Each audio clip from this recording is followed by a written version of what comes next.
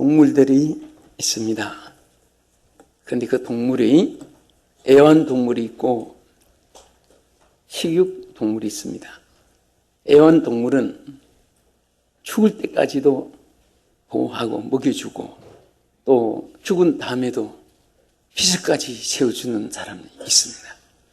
같은 고기도 의왕고기가 있고 또 그 횟감고기가 있습니다. 횟감고기들은 보면 불쌍합니다.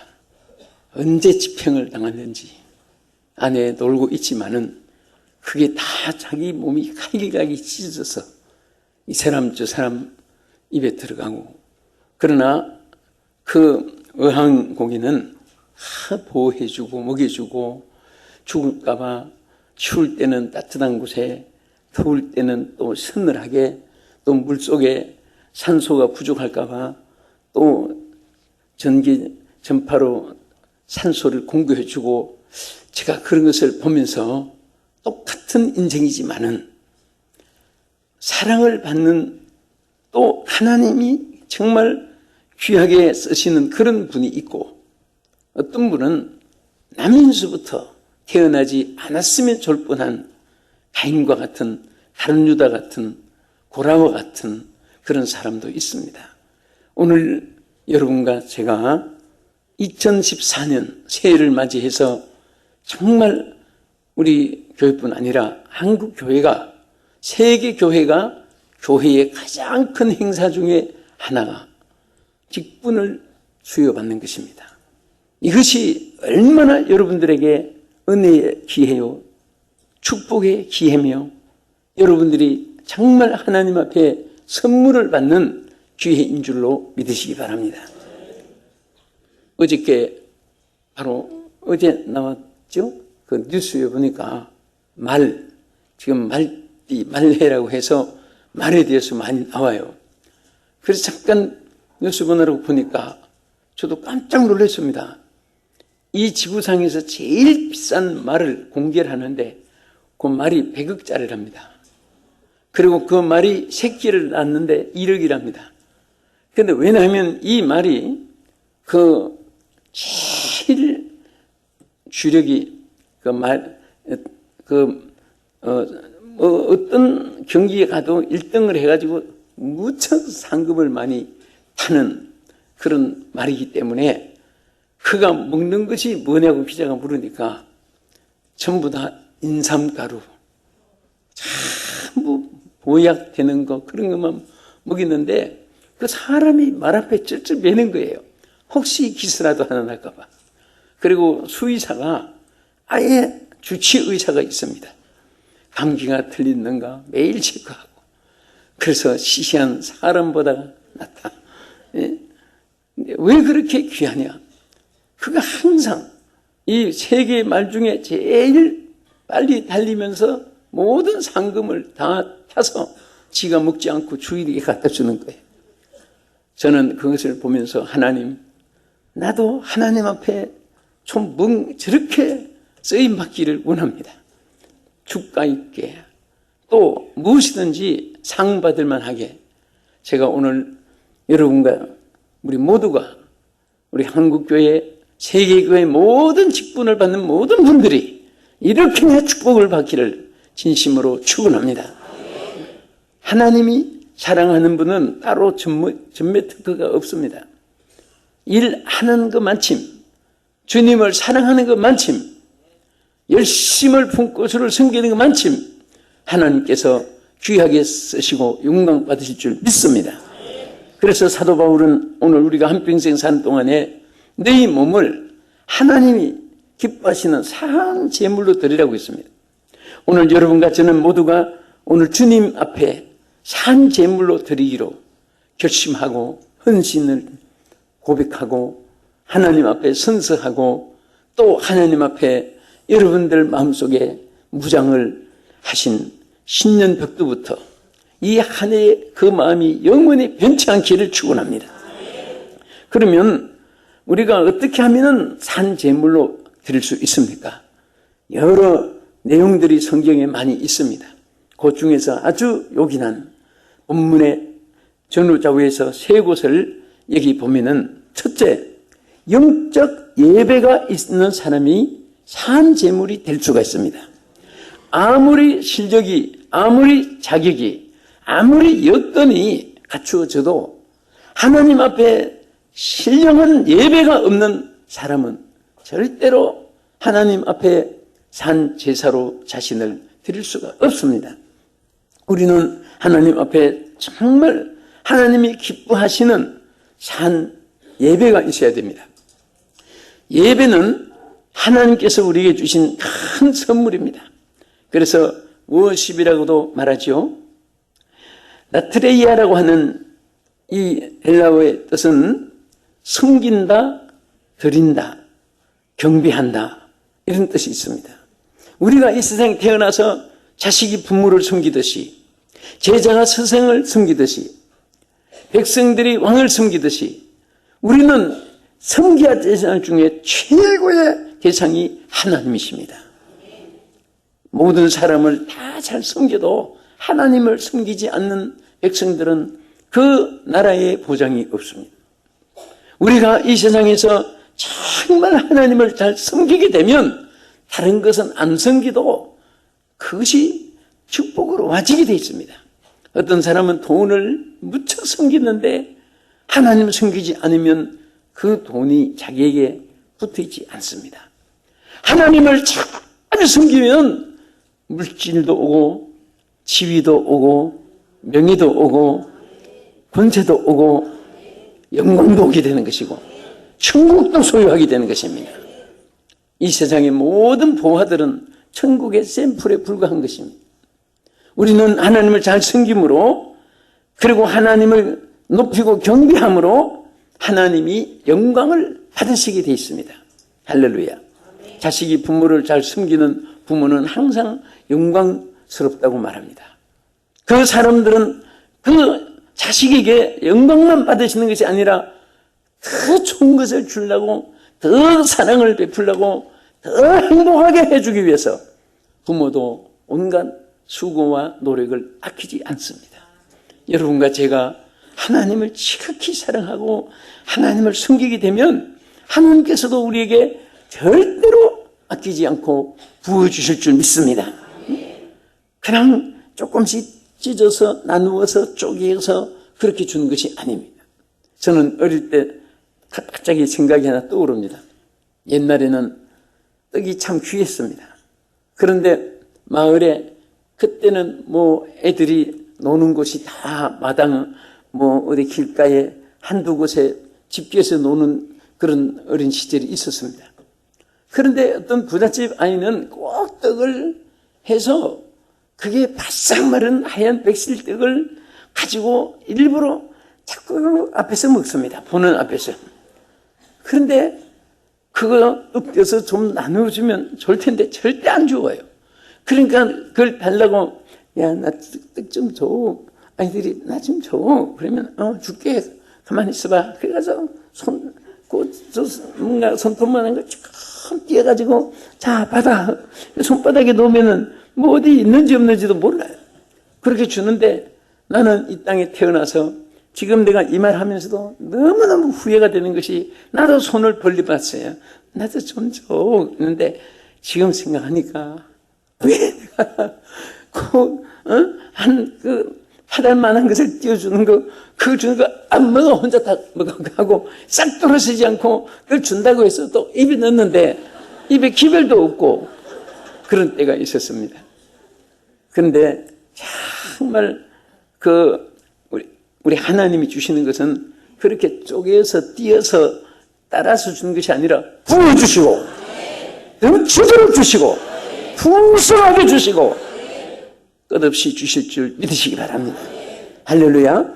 그럼 우리가 영적 예배라는 것은, 그것은 바로 이 음료에 보면은 이 올바른 예배, 참된 예배. 그래서 로키 겐이라고 하는 말은 참된 예배, 올바른 예배, 합당한 예배, 그런 것을 이렇게 말하는 것입니다. 무엇에 합당하냐?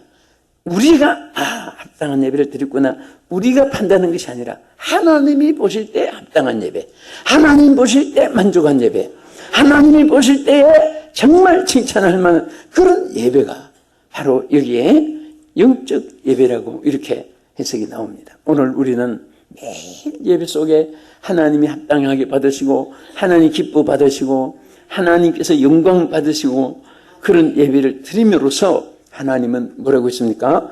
찾아주신다, 받으신다, 축복해 줄 것을 약속했습니다. 우리가 예배하면은 그럼 뭐가 예배냐? 단어가 예배가 아니고 예배의 3요소라고 해서 첫째, 말씀이 있는 예배가 신령한 예배입니다. 말씀. 그래서 우리는 예배를 통해서 주시는 말씀이 하나님께서 주의 종을 통해서 우리에게 주시는 명령이요 전달이고 축복이기 때문에 항상 그 말씀을 받아들이는 순간에 여러분 영혼이 살게 되고 여러분 영혼이 살찌게 되고 여러분의 생활에도 기름지고 윤택한 하나님의 역사가 나타날 줄로 믿으시기 바랍니다. 말씀 속에 성령이 역사합니다. 그래서 말씀 충만이고 성령 충만이라고 좀 한일은 말했습니다. 말씀이 있는 곳에 성령이 계시고 성령이 계신 곳에는 참 말씀이 있게 되는 것입니다. 그래서 우리는 항상 괴로울 때, 답답할 때, 힘들 때, 가난할 때, 실패했을 때, 억울할 때, 운동할 때, 어찌할 바를 모를 때 항상 여러분들이 앉아서 주저할 때 주저하지 말고 묵상이라도 성경 말씀을 음미해 보세요.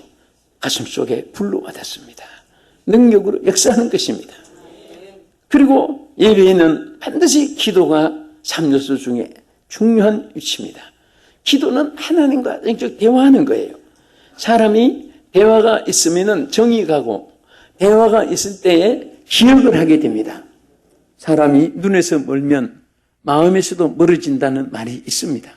제가 지난번에 뉴질랜드에 집회를 가서 거기에 기러기 남편들이라고 해가지고 자녀들을 공부시킨다고 엄마들이 자녀들 데리고 많이 가 있습니다.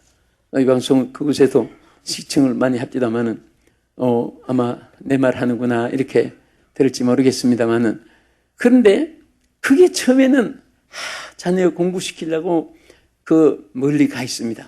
남편은 혼자서 괜찮아 그래 뭐 아이들 잘 있지 주고받거니 하다가 나중에 1년, 2년, 3년, 4년이 되니까 그러면 거기 정착하고 싶고 또 뭐 집에 가는 것이 이제는 오히려 마음에 그냥 사무되지도 않고 그러다가 부부간에도 이제 얼굴이 멀어지니까 대화도 멀어지고 대화가 멀어지니까 내가 물어봤습니다. 이렇게 많이 떨어져 가지고 가정이 이렇게 되겠습니까?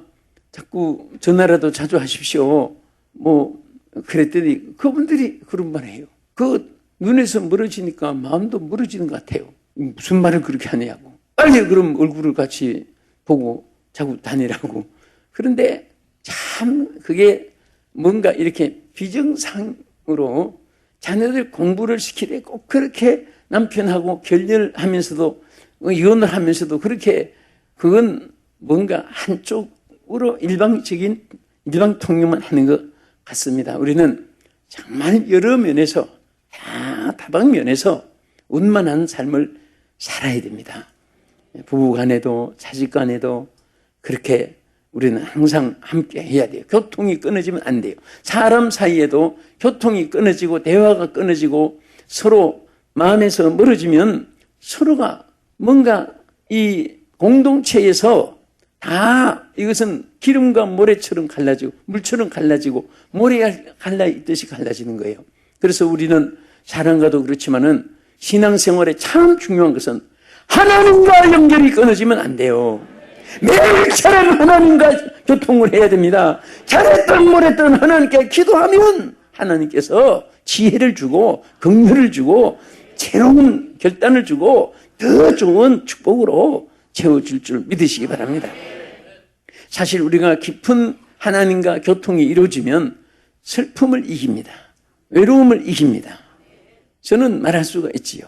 매일 낯선 곳에 가서 사니까 어디 정든 집이라고 가본 적이 없습니다. 또 3, 4일 지나서 가면은 또 낯선 집, 낯선 방, 낯선 나라, 낯선 도시, 낯선 교회, 교인들도 이렇게 우리는 한 식구들이니까 이제 한 교회에서는 다 우리 모든 다 익숙해지고 가족이 누구누구 자녀가 누구누구 떠오를 수도 있지만은 그 낯선 분이 저분은 어디에서 무엇을 하고 사는 사람인지 전부 다 캐쇼막이에요. 그런데 한 가지 통해지는 것이 있습니다. 기도를 할 때는 다 한 마음이 돼요. 기도할 때. 참 신기한 것이 저는 백인종, 흑인종, 황인종, 소위 블랙 피플, 화이트 피플, 옐로우 피플이라고 해서 인종이 얼굴이 달라도요, 언어가 다르고 풍습이 다르고 문화가 다르고 성품이 달라도 생김이 달라도 기도할 때는 똑같이 하나님 앞에 부르짖는 모습. 여러분, 성령은 어느 혈족이든지 똑같아요. 받는 것이. 그렇기 때문에 흑인들은 어떤 모습으로 은혜 받을까? 백인은, 황인종은 하나도 그렇게 생각해 볼 필요가 없습니다. 성령님이 같기 때문에 은혜 받는 모습도 똑같고 아멘할 때도 똑같고 노멘하는 사람은 똑같고 다 성령이 충만하면 전부 다 일치가 되는 거예요. 기도 속에 한 마음이 되고 기도 속에 교회가 다 서로 우리 여러분 남설중앙교회도 보세요. 여기 발도강산 다 다르잖아요. 직업도 다 다르잖아요. 또 여러분 성격도 다르잖아요. 그래도 우리가 기도함으로써 제일 여러분도 한 마음이 되어지는 데가 언제냐? 예배를 통해서 예배 중에도 말씀 충만, 기도 충만할 때 한 마음이 된 줄 믿으시기 바랍니다. 믿습니까? 그래서 우리 한 해 동안 여러분 정말 이 몸을 하나님께 바쳐서 하나님 기뻐하는 삶을 살기를 원한다면 끊임없는 기도가 있어져야 됩니다. 계속된 기도로 함께 합심 기도도 이어져야 되는 것입니다. 중보 기도도 이어져야 되는 것입니다. 무엇이든지 의논하기보다도 기도할 때는 하나님의 역사가 일어나고 사람의 머리로 의논할 때는 부부간에도 견해 차이로 얼굴을 붉힐 수가 있습니다. 그래서 항상 우리 예배 3요소 중에 기도가 있어야 되고 또 예배 3요소 중에 찬송이잖아요. 여러분 우리 예배 전 찬송, 예배 후에 찬송, 때때로 찬송, 여러분 차에서도 찬송. 참 우리 하나님이 찬송을 예배 주시지 않았다면 얼마나 딱딱할까. 예? 찬송을 통해서 곡조 있는 기도를 드리는 것입니다. 찬송은 곡조 있는 기도요, 곡조 있는 고백이요, 곡조 있는 간증이요, 곡조 있는 선포가 되는 것입니다. 하나님 사랑하는 거 막 감격해서 날 사랑하시 날 사랑하시 하나님이 나를 사랑하는 데 대해서 감격할 때 막 찬송을 하는데 여러분 입만 날 사랑하는 것보다 날 사랑하시 날 사랑하심 이 몸도 따라서 해보세요. 네? 누가 미쳤다 할지 모르나도 마음속에는 천국이 이루어져. 네? 표현은 그 뜻을 배나 더 증가시키는 것입니다. 그냥 주여 어려울 때 주여 할 때보다 주여 할 때가 더 그 기도에 힘이 생기는 거예요. 두 손 들고 주여 할 때 또 더 기도의 힘이 역사가 자신에게 체험적으로 느끼게 되는 거예요. 그래서 우리는 끊임없는 찬송 속에 기도하게 되고 끊임없는 찬송 속에 마음을 일치하게 되는 것입니다. 할렐루야. 하나님의 은혜로 있을 데 없는 자 똑같이 부른다면 전부 다 하나님이 정말 있을 데 없는 자 하나님의 은혜로 여기까지 축복해 주셨구나 앞으로 축복해 주시겠구나 그래서 그 사랑을 깨달을 때 더 하는 뜻대로 살려고 애쓰고 더 충성하기를 함께 애쓰고 똑같은 마음이 생기는 거예요. 아멘. 그래서 예배에 성공하면 모든 것에 성공하게 되는 것입니다. 예배가 있을 때 산 제사를 드릴 수 있습니다. 그 다음에 하나님 앞에 우리가 이렇게 몸을 산 제사로 드리자면은 여기에 뭐라고 있습니까? 12장 우리 다 같이 2절을 보십시다. 시작. 너희는 이 세대를 본받지 말고 오직 마음을 새롭게 함으로 변화를 받아 하나님의 선하시고 기뻐하시고 온전하신 뜻이 무엇인지 분별을 하도록 하라. 아멘. 자, 여기에서 보면은 이 세대를 본받지 않아야 산 제물이 돼요. 왜 기독교가 때때로 수천 년 동안 나오면서 세속화되고 전부 다 신앙의 열성이 다 식어져 가지고 그 불길 같은 신앙이 아이스박스 냉장고같이 쌀쌀해지고, 그것은 하나님 앞에 정말 이 우리가 구별된 삶을 살기 위해서 노력을 해야 되는데, 세속화될 때에 신앙이 무뎌져 버리는 거예요.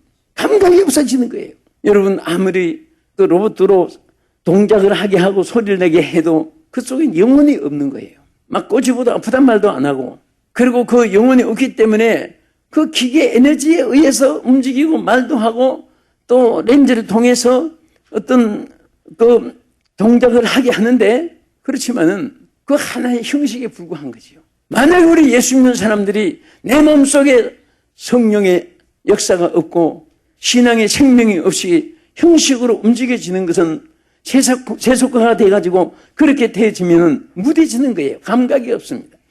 세상은 우리를 신앙을 마취시켜요.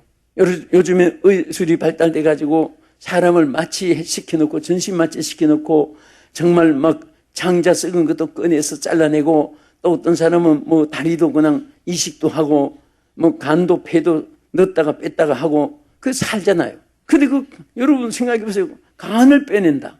얼마나 아프겠습니까? 근데 마취시켜 놓고 그 수술을 해놓고 나서 또 진통제 맞게 해놓으면 깨도 아픈지도 모르고, 그 날 때까지 아픈 것이 없을 때까지 얼마나 의술이 발달됐습니까? 근데 마취시켜 놓으면 자기 간을 빼내도 몰라요. 여러분, 세속화가 되면요 신앙이 다 무뎌져 버립니다. 절대로 우리는 세상에 살고 있기 때문에 천사같이 못 가도 빨리 돌아서서, 잘못되면 빨리 돌아서야 돼요. 네? 저는 이 돌아서는 것을 붕에다가 자꾸 하니까 사람들이 넘어질 것 같고 그냥 내데 안 넘어져요. 잘못됐다 하면 싹 돌아서야 돼요. 하나님께서는 돌아오기만 하면 탕자가 위로를 받고 용서를 받고 좋은 옷을 입히고 가락지를 끼우듯이, 가락지는 신분을 의미합니다. 오늘 옷은 행위를 의미합니다. 신발을 신는 것은 복음의 신을 의미합니다. 하나님께서 새로운 삶으로 축복해 주시는 것이에요. 절대로 우리가 세상에 살지만은 세상은 어떻게 흘러가도 절대로 세속화돼서는 안 됩니다. 잘못 믿어도 하나님의 뜻대로 살려고 하는 믿음이 있으면은 꼭 하나님이 이끌어주고 건져주실 줄로 믿으시기 바랍니다. 믿습니까? 우리가 세속화가 되지 않을 때 영분별을 할 수가 있습니다. 하나님의 뜻을 분별할 수가 있습니다. 여러분, 빨리 가는 것도 중요하나 바른 방향 설정이 더 귀하다 그런 말이 있습니다. 빨리 간다고 해서 목적지 하는 게 아니라 바른 방향이. 그럼 바른 방향은 뭐냐? 우리 인생의 바른 방향은 하나님의 뜻입니다. 하나님이 원하시는 것입니다. 하나님 말씀하시는 거예요. 그 뜻대로 하려고 노력을 하면 거기에는 형통하고 부유하고 풍성하고 또 하나님 예비하신 모든 것이 다 여러분의 것이 될 줄로 믿으시기 바랍니다. 괜히 우리가 당황하고 방황하고 염려하고 주저앉고 탄식하고 낙심할 필요가 없습니다. 하나님의 뜻만 찾아가면은 자동으로, 여러분 비행기가 이륙하면요 끝까지 갈 때까지 그 조종하는 분들이 막 그냥 이게 비행기가 어디 추락될까봐 걱정 안 합니다. 거기에 그 방향 어느 나라에 가는 것을 지켓을 딱 꽂으면 이게 자동으로 찾아가요. 자동으로. 예? 여러분 내비게이션 딱 틀어놓으면은 방향을 안내도 해주고 길도 다 우회전 좌회전 그림으로 나타나잖아요. 또 지금은 얼마 남았고 시간은 얼마나 걸리고 얼마 속도로 가면 몇 시에 도착하고 다 여러분 차 하나에도 다 나와요. 근데 세계 국경선을 넘어가는 비행기는 얼마나 잘 됐겠습니까? 사람이 만든 것도 그렇게 잘 돼 있다면 하나님께서 우리를 얼마나 세밀하게 인도해 주겠습니까? 하나님의 성령님을 모시면 천국 가는 길도 잊어버리지 않게 해주시고 하나님이 기뻐하는 일을 감당하게 해주시고 하나님께서 명령하신 바를 순종할 수 있도록 하나님이 역사해 줄 줄 믿습니다. 할렐루야. 그래서 우리는 절대 아무리 천만금이 세상 부귀 용화가 막 산더미 같이 들어올지라도 하나님의 뜻이 아니면 분투처럼 버릴 수 있는 용단이 필요합니다. 그러면 반드시 좋은 것을 하나님 주실 줄 믿습니다. 끝으로 여기에 12장 11절에 보면은 산 제물로 드리자면은 여기 부지런함과 열심히 품고 주를 섬기라고 있습니다. 우리 사명자에게 하나님이 원하시는 바가 있습니다. 게으르지 말고 열심히 품고 주를 섬기라. 열심히 품고 주를 섬기라. 아멘! 아멘! 열심히 있는 자에게 하나님께서 더 큰 것을 주시고 더 좋은 것을 주시고 하나님의 손길로 승리하게 하시는 거예요. 세상도 게으른 사람은 가난하게 된다고 성경에 말씀했는데 우리는 하나님의 일에 게으르면 모든 것이 빈곤해집니다. 영적으로도 빈곤해지고 영적으로 빈곤해지면 이 세상 사는데 모든 것이 빈곤해집니다. 열심으로 사는 사람은 하나님께서 축복해 주세요. 그래서 여러분들 가정에도 보면 정말 열심히 있는 남편 절대로 폐인이 되지 않습니다. 아침에 일찍 일어나서 청소하고 뭐 열심히 어떤 분은 아내가 깨기 전에 밥도 다 해놓는 남편이 있습니다. 요즘에 그런 남편들이 많은가 봐요. 자랑을 해요. 아이고 우리 남편은 그냥 깨우도 안 일어나 깨우도 안 일어나. 여자들이요 모여서 남편 얘기를 얼마나 잘하는지 내가 들으려고 하는 것이 아니라 식당에 앉으면 옆에서 뜯으니까 들은 거예요. 그래서 참 안타까우니까 친구들한테 호소하지만 자기 얼굴에 침 뱉기지 그게 뭐 말해가지고 무슨 유익이 있겠습니까? 그런 말을 안 들으려면 우리 남자들이요 열심히 품읍시다. 또 우리 여성들도 정말 부지런해야지 남편이 밥 안 해줘가지고 밤낮 라면이나 끓여 먹고 그래서는 안 되지요. 우리는 모두가 세상 일에도 그렇지만은 하나님의 일에 열심을 품으면 하나님께서 영적으로 강한 자가 되게 해주시고 물질적으로도 부유한 자가 되게 해주시고 여러분의 삶이 아름다워지도록 하나님께서 축복해 주실 줄 믿습니다.